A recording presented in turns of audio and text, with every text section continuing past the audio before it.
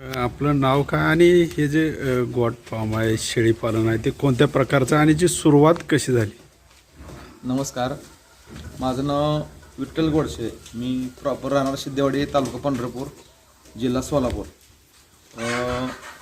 माझं आता विठ्ठल शेळीपालन आहे आणि माझ्या शेळीपालनाला आज जवळजवळ 12 वर्ष पूर्ण झाली. आणि माझा पहिल्यांदा मी आठवडा बाजार करत होतो, म्हणजे असं स्टेशनरी माल होता, दुकान होतं माझं आठवडा बाजारमध्ये. आणि नंतर मी थोडे पैसे जमवून आमच्या घराच्या पाठीमागं 1 एकर शेती घेतली होती.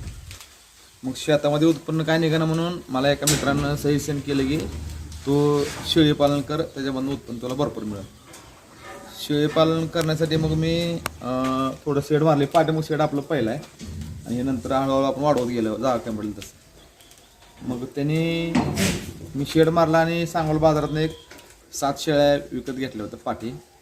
तर त्यामध्ये मी शेळ्या घेतल्यानंतर मी 7 शेळ्या पुढे वळताना एक पाठीमागून माझी सोडून घेतली, म्हणजे चोरून नेली होती त्यावेळेला. मग मी 7 शेळ्या घरी घेऊन आलो आणि उस्मानाबादमध्ये काम केलं. मला ते नाही जमलं, दोन वर्ष माझे त्याच्यामध्ये असेच गेले. पण मी माघार घेतली नाही आणि पुढं हळूहळू बिटलामध्ये प्रवास चालू केला. असं कुणी काय सांगितलं का वेगळा प्रयोग करायचो, असं करायचं. मग आता 7-8 वर्ष झाले आपलं काम 1 नंबर चालू आहे. आणि मी ह्या शेळीपालनावर म्हणजे माझं एक टोटल 2 एकर क्षेत्र आहे. 2 एकरामध्ये जवळजवळ एक 10-12 गुंठ आम्हाला वापरायलाच गेलं आहे. आणि बाकीचा सगळा चारा माझ्याकडे आता तुती आहे, सुबाबळ आहे, मेथी घास आहे. तर या एवढ्या चाऱ्यामध्ये मी आता एक 8 वर्ष झालं बिटल जातीचं चांगल्या प्रकारे शेळीपालन सुरुवात आहे चालू आहे माझी आता. तर मी आता सरांनी बघितलं मागा की मी आता या शेळीपालनावरती काय काय केलं आहे. माझ्या इथं मंगळा रोडला, पंढरपूर मंगळा रोडला 21 गुंठ प्लॉट घेऊन तिथं मी सुपर मार्केट चालू केलं आहे. Sahyadri super market and collection नावानं. तिथं माझा मोठा मुलगा काउंटरला असतो आणि मी पण असतो. दोघां मिळून ते करतो. 1-2-3 लेबर आहेत तिथं सध्या. आम्ही 5-6 जण तिथं असतो आणि शेळीपालन व्यवसाय करून माझी पत्नी बघते. सकाळ संध्याकाळी लक्ष ठेवतो मी.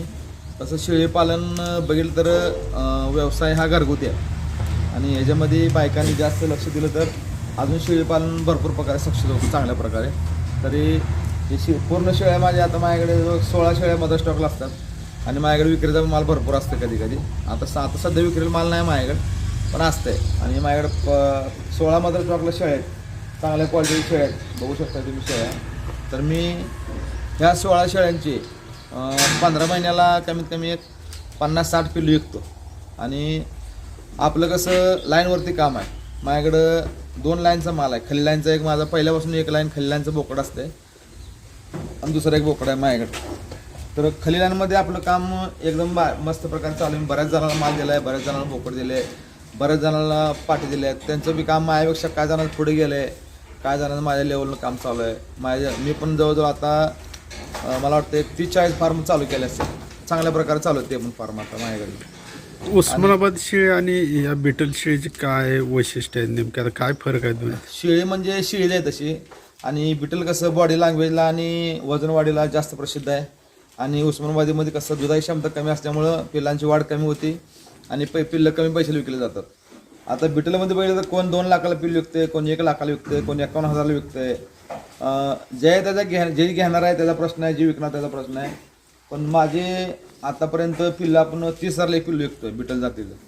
माझ्याकडे 16 शेळ्या आहेत मदर स्टॉकला. मी 15 महिन्याला एक 60 पिल्लू विकतोय. 30,000 प्रमाणे आपण ही पूर्ण फार्म आपला त्या प्रकारे काम चालतं आपलं. आणि ते दुसरं आपलं खालचं आहे ते नवीन स्ट्रक्चर, त्याच्यामध्ये आपलं विक्रीचं माल असतं. आता ह्याचं खाण्यापिण्याचं शेड्यूल हे कसं असतं? आमचं सकाळी 6-6:30 वाजता झाडाचं काम चालू होतं. अर्ध्या पाऊण तास झाडून झाल्यानंतर आम्ही यांना खुराक टाकतो. खुराकामध्ये आता सध्या फक्त मका चालू आहे. सगळ्या शेळ्या आता गाप गेल्या आता, सगळ्यांना मका चालू आहे. आणि 1 महिना झाला की मका बंद करून परत पेंड वाढवतो आम्ही. कारण बिटल जातीचं कसं कासा मोठ्या होतं शेळ्यांच्या, त्यामुळं 1 महिन्यानंतर वेळेला झाले कमी असली की शेळी मका कमी करतो आम्ही. दूध वाढते, कास मोठी होती म्हणून. आणि परत 7 वाजता खुराक टाकल्यानंतर मग 8-8:30 वाजता त्यांना तुरीचं बसं टाकतो आम्ही. तुरीचं बसं टाकून झाल्यानंतर मग बाकीचं स्वयंपाक वगैरे बाकीचं झाल्यानंतर पाणी वगैरे ठेवते त्यांना 8:30 वाजता खाल्ल्यानंतर. आणि मेथी घास. ह्याच्या आरोग्याची महत्त्वाची काळजी घ्यावी लागते. जास्त शेळ्या असतात तर मग गोठ्याची कशी काळजी घेता, यांची कशी काळजी घेता? नाही तसं बघितलं तर विचार केला तर लय आवड काम आहे आणि प्रॅक्टिकली केलं तर लय सोपं काम आहे ते. आजार म्हणलं तर आपल्या समोर शेळ्या 24 तास असतात, त्यामुळे कुठल्या शेळीला काय काम पडलंय, कुठल्या शेळीला काय जास्त झालंय ते आपल्या हातात असते बघायचं समोर. त्याच्यामुळं ते वितर्क लय मोठे आहेत. फक्त ज्याचं लक्ष आहे त्याला कुठलाच आजार होऊ शकत नाही असं मला वाटतं. कारण मी आज 12 वर्ष झालं शेळी पालन करतोय. कोण काय पण बोलतंय, पण प्रॅक्टिकली केल्याशिवाय समोर काय समजत नाही. त्यामुळं प्रॅक्टिकली शेळ्याच घेऊन मी ह्यावेळी एवढं सांगेन की शेळीपालन एवढा व्यवसाय कुठलाच मोठा नाही. कारण हे 6 महिन्यामध्ये पैसे डबल होणार व्यवसाय, फक्त 6 महिन्यामध्ये. त्याची किमती जास्त असण्याचं काय कारण भेटेल त्यात? नाही आता ह्याच्यामध्ये कसं असतंय, जास्त किमती म्हणता येत नाही तुम्हाला. आता ह्याच्यात वजनवाढी एवढी आहे की किंमत ते त्या हिशोबाने आहे किमतींची. 3 महिन्यामध्ये पिल्लू 25 किलो व्हायला पाहिजे भेटेल कमीत कमी. त्यामुळं 30,000 पिल्लू म्हणजे परवडत नाही. महागाई एवढी वाढली आहे की चारा खुराकन 3 सगळ्या गोष्टी 30,000 काय जास्त नाही पिलेल्या आहेत. आपण दुसऱ्याच्या इथं कामाला जात होता आणि मग त्यानंतर या शेळ्यापासून काय आता फायदा झाला? आपण या ठिकाणी जागा देखील घेतला मी म्हणतात. इथं घरापाठ्यामध्ये 1 एकर शेती घेतली आहे. तिथं वरती 21 गुंठ जागा घेऊन माझा तिथं 12 गुंठ्यामध्ये शॉपिंग मॉल आहे, सह्याद्री सुपर मार्केट अँड कलेक्शनच्या नावानं. तर मी माझ्याकडे बरेच लोक रोज माझ्याकडे 10-20 लोक विजिटला येतात, बघतात समोर. सगळं लाव आहे आपलं, लिगली काम आहे सगळं. कुठल्या गोष्टी समोर दाखवतो आपण. मी असं तुम्हाला काहीतरी वेगळं सांगायचं, कोणाला काहीतरी प्रवृत्त करायचं काय. आता परिस्थिती अशी की माझ्याकडे माल विकायला नाही. हां, शिक्षण वगैरे किती झाले काय? मी 1997ला 10वी नापास झालो होतो आणि तिथून मग मी ठरवले की बाबा शिक्षणामध्ये काय आपलं डोकं चालत नाही, काय तर आपण लहान छोटा मोठा धंदा करूनच आपला उदरनिर्वाह करावा लागला. म्हणून मी 1997 पासून 2026 पर्यंत संघर्ष करत आलो आतापर्यंत. सगळे प्रत्येक संघर्ष आपण यशस्वी करून दाखवला. किती उलाढाल होत असेल यातनं?